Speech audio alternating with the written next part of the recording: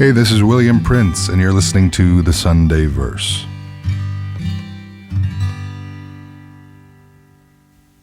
I used to look through the Sears Wish book all the time, looking at brand new goalie equipment, looking at guitars, different things like that. What a shame that isn't a thing anymore. The Sears Wish book. I understand it's good for the environment, but that's come up a lot in the nostalgia posts that we find on social media and stuff, is the Sears Wish book. Can't believe I thought of that just now. There's no store like that on the reserve, you know, so when the Sears Wish book would come out to your house, you were instantly in the mall. You were a trip to Winnipeg to check out everything there was available. When you see the same thing all the time, no wonder one of those is a refreshing thing in the mind to look at the Wish book. And I remember the impossible Christmas list, a yellow Game Boy or a Game Boy Color, whatever it was, and like these 6 games, and they're like $59.99 each, and you know, this terrible burden you place on your parents and everything at Christmas time. But there was a tiny bit of joy in that would really lift you. Kind of the mundane days of the reserve, looking through the Wish book and dreaming, just an outlet to dream. Think about that sometimes. The stunted, maybe inability to dream when you're so far down in sad things like that, things happening all the time that just keep kind of kicking you when you're down. And it's funny how something as simple as the Wish book, and just, I guess that's where it gets its title from, the Wish book. You just wish for these things you didn't have, or think you need, really. I think that's the difference. You think you need these things.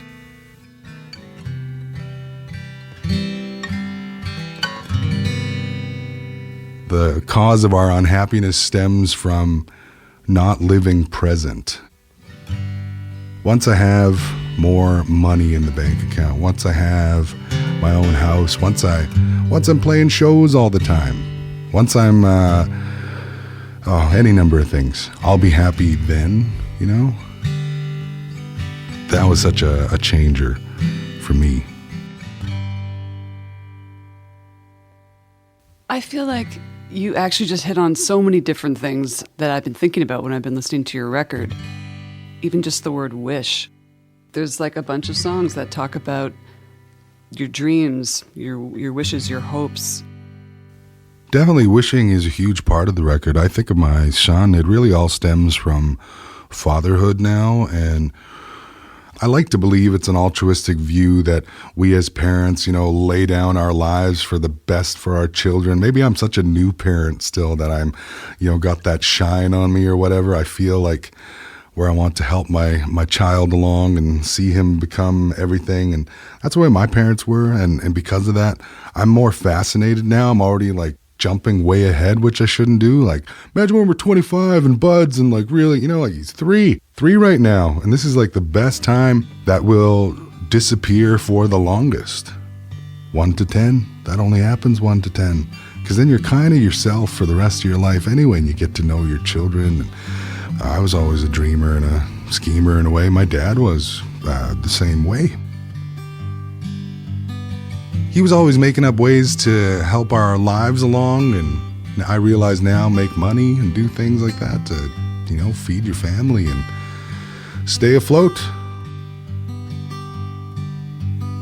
He didn't have a fully realized talent the way that maybe I do to do this, to make music and travel. And I prayed for this when I was so down and out and just wishing for anything, wishing for something to be realized. And that's where we are now, making music. This is everything you prayed about.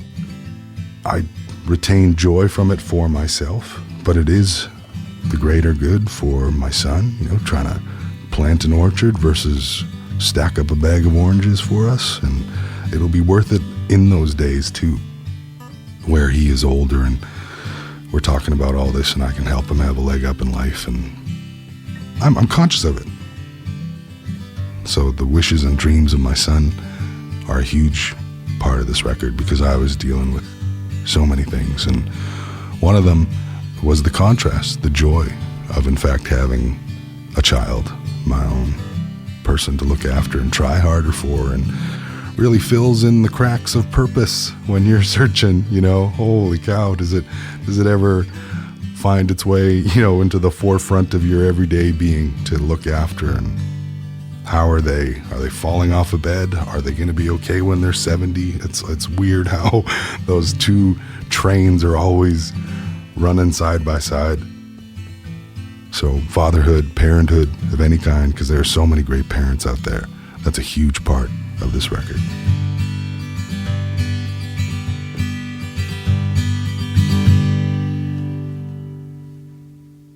I'm William Prince. Thank you for listening to the Sunday Verse. From my album Reliever, this is That's All I'll Ever Become.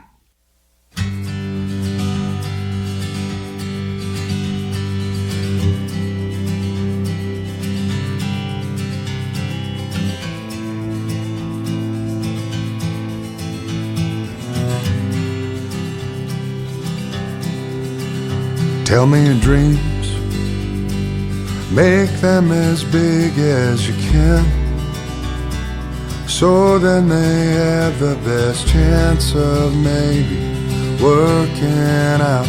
Sometimes nothing works out, sometimes don't be alarmed. Don't shy away when you're in the wrong. I can testify to what it's like being lost inside yourself, a personal hell. But I want to live to the second last day that my children do, selfishly so I can see them through and all that they become. That's all I'll ever become. So spend it all, every last bit that you have.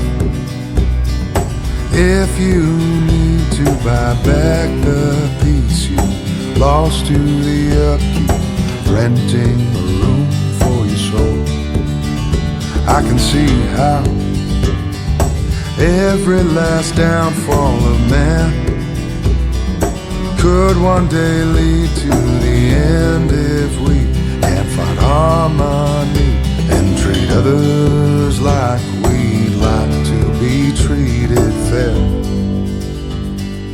I know it's not really fair. That don't mean that the outcome should be decided solely by the income of people who don't need it for a living still.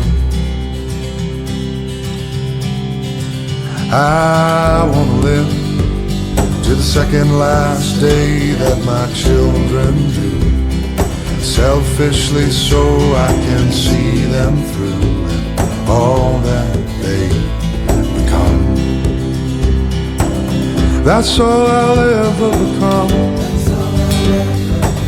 That's all I'll ever become. That's all I'll ever become. That's all I'll ever become. That's all I'll ever become. That's all I'll ever become. That's all I'll ever become. That's all I'll ever become. That's all I'll ever become. That's all I'll ever become.